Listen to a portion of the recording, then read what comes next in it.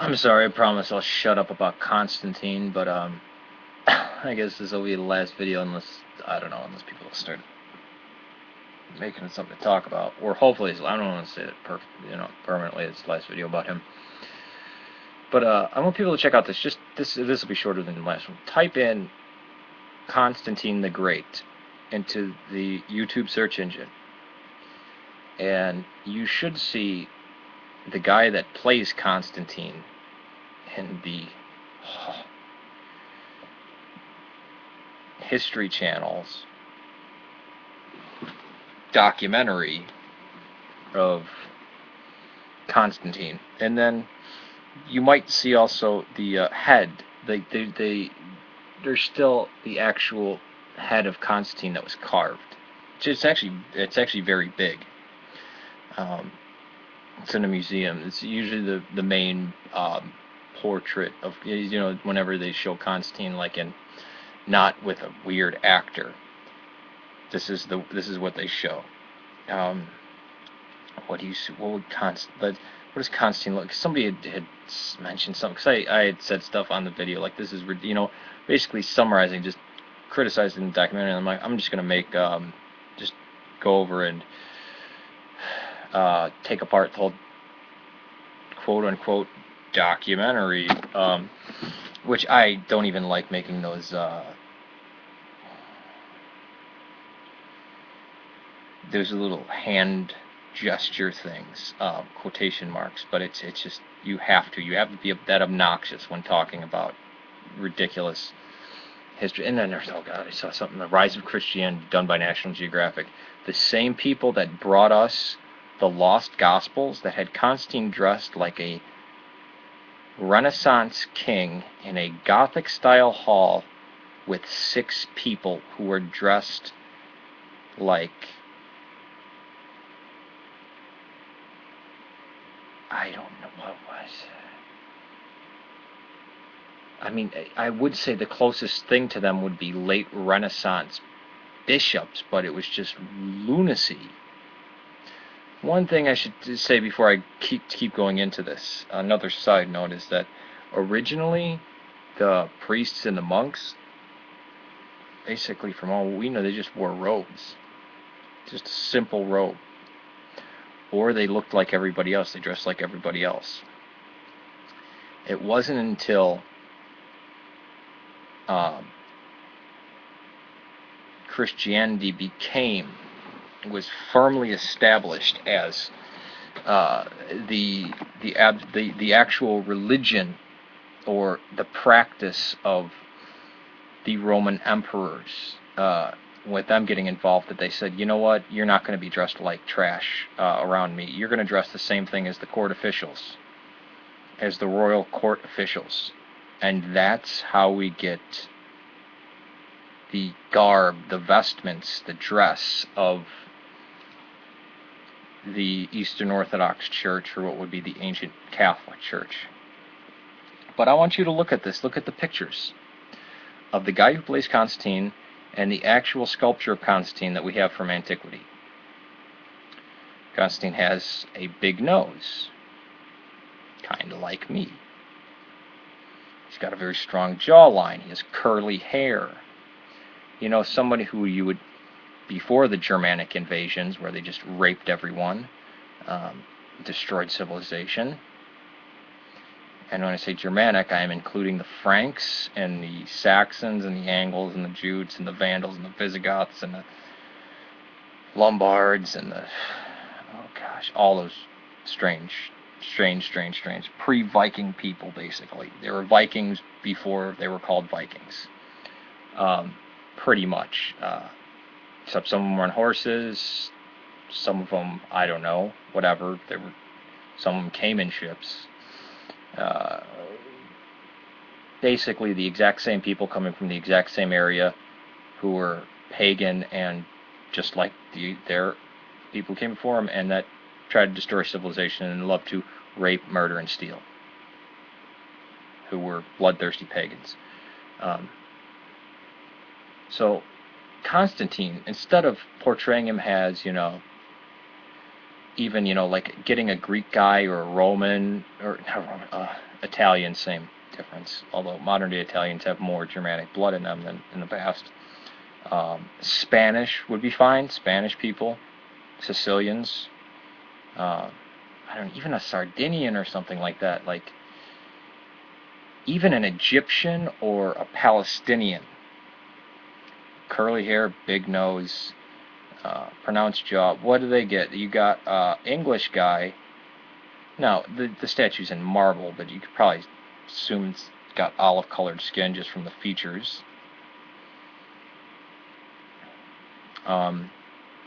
No, they get an English guy with a skinny, small nose, which is just like the Germanic features.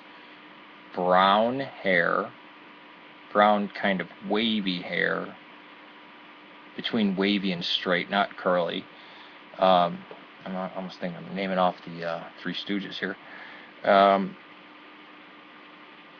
Who basically, it doesn't even look like he could fold pillowcases or play the violin ever, because he's really got no chin, with no muscle on his body, even though Constantine was the son of a general who oh god, I didn't get into this stuff again. From the people who brought you ancient aliens and pawn stars and American pickers and I don't know what other crap they have on it. The lost gospels that weren't lost. They're all found in monasteries. Well, not all, but most. Is now the about Constantine, where they just need to make him look like a bad guy.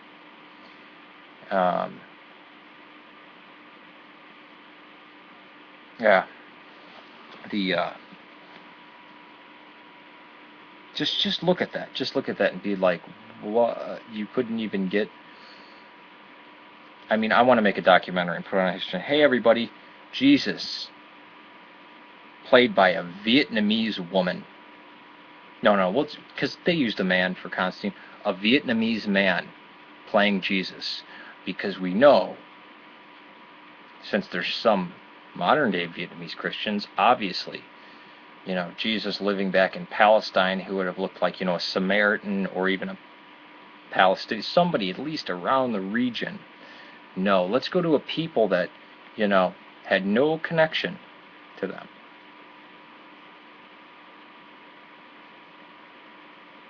It just, I don't know. And this is not anything based on race, all right? You're not, I mean, would you have, if you're trying to do something historical, would you pick somebody from the Middle East? Okay, you have a Middle Eastern character, or let's say Eastern Mediterranean. Same thing as Middle East, basically. An Eastern Mediterranean guy, a guy from Nigeria, a black Nigerian, a blonde-haired, blue-eyed, paper white-skinned Swede or something, and a 4'5" Vietnamese guy. What do you think the proper, if you're having if it's historical on the if it's a documentary on if it's a documentary on a channel called the History Channel, which one should you use? Should you use the Middle Eastern or the Eastern Mediterranean one? You know, someone from at least, you know, within a couple 100 miles of the place that it's supposed to be from? Or would you just be like, oh no, that's Swede. That's, you know, that's 6'10" Swede with the blonde hair that's in a bowl haircut and the blue eyes with paper white skin. That guy can play Jesus. Or let's get the black West African Nigerian, or, you know what, the Vietnamese guy. Would that be racist? If you have Charlemagne, if you're doing a documentary on Charlemagne, Aboriginal Australian,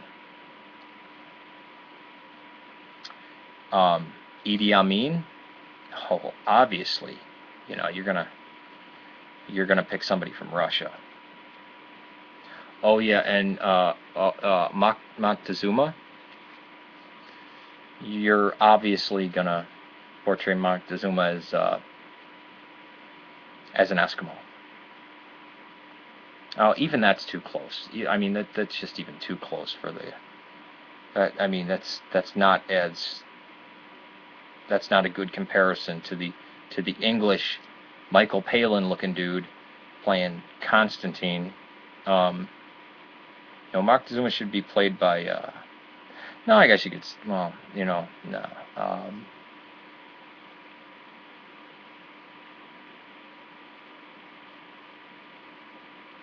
Zimbabwe, from Zimbabwe.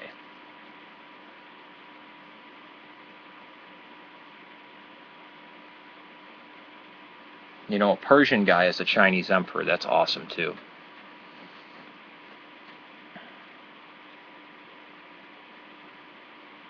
That's like Paul Mooney.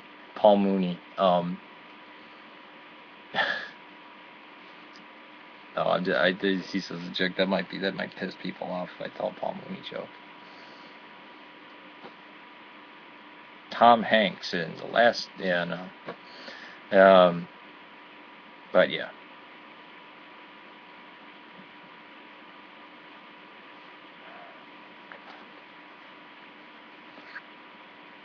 But something that National Geographic did, because you might have more faith in National Geographic. National Geographic did the Lost Gospels. I wish I could do video editing or adding stuff. I don't know how to do that. But to just show you the clip from National Geographic's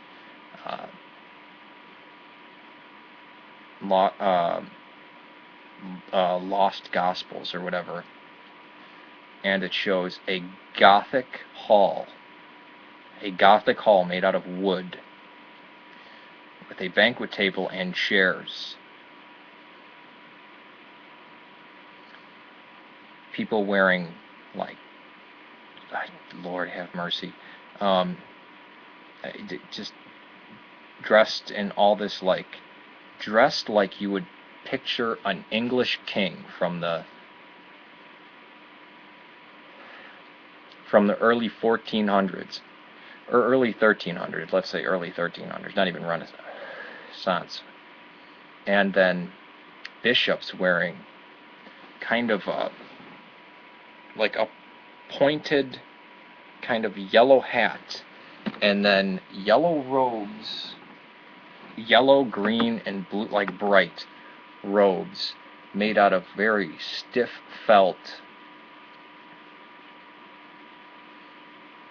And everybody's extremely pale because the Patriarch of Alexandria, the bishops of Alexandria, Antioch, Ephesus, all these places would obviously look like they came from Denmark and be wearing costumes from the future and be sitting in a structure that could not have possibly been built. I mean, that is hundreds of years in the future with a different group of people speaking a different language and a different culture. And Constantine having a blonde page boy hair. Now, I'm not joking. They show Constantine as a blonde page boy haircut. At least this documentary is doing it. It was half-assing it. At least they were kind of half-assing. Like, oh, well, kind of guy has curly hair. He's But no, in the Lost Gospels, it portrays the Council of Nicaea as 6 people in a Gothic hall made out of wood. And Constantine has a blonde page boy haircut,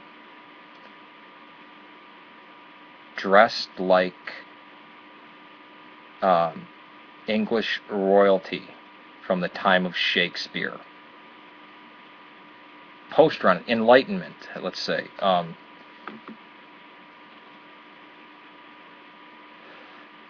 So Constantine's dressed like he's Elizabeth. He's from the Elizabethan era.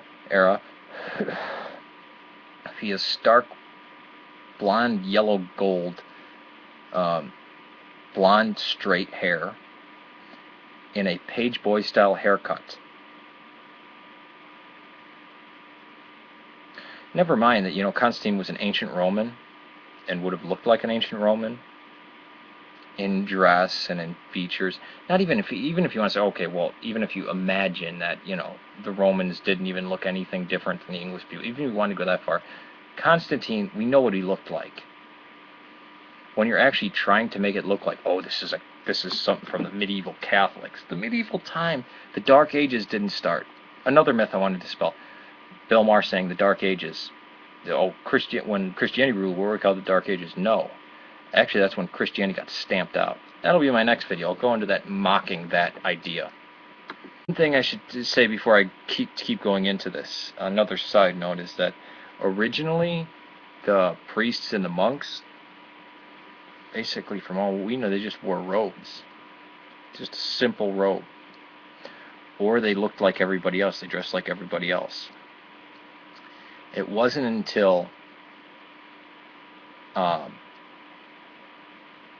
Christianity was firmly established as the actual religion, or the practice of what does Constantine look? Somebody had mentioned something, because I had said stuff on the video like, this is, you know, basically summarizing, just criticizing the documentary. And I'm like, I'm just gonna make just go over and take apart the whole quote unquote documentary, which I don't even like making those